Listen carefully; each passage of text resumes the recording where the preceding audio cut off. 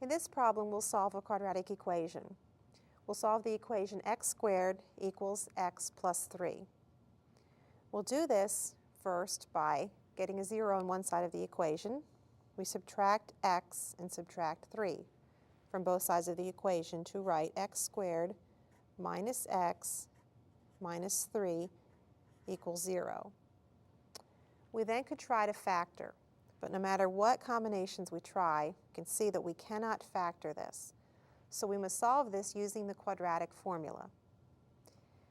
The quadratic formula says that x equals the opposite of b plus or minus the square root of b squared minus 4 times a times c all over 2a.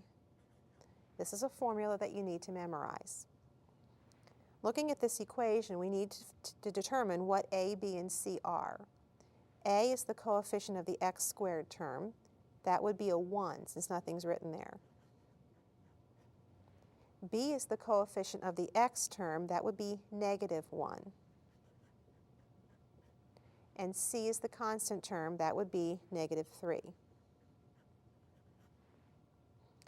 Then we substitute these values in the quadratic formula, and we get that x equals, now I've read this when I wrote this out as the opposite of b, not negative b, because the opposite of b in this case is actually going to be positive. So the opposite of b, and I use parentheses, plus or minus the square root of b squared minus 4 times a times c all over 2a.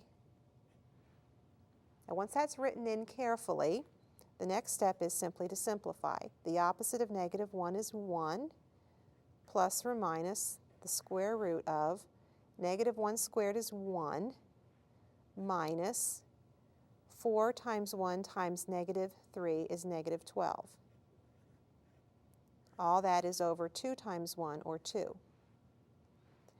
Then we have x equals 1 plus or minus the square root of 1 minus negative 12 is 1 plus 12, or 13, all over 2. Now this stands for two solutions, 1 plus the square root of 13 over 2, and 1 minus the square root of 13 over 2. So we write our answer using a plural. The solutions are 1 plus or minus the square root of 13 all over 2.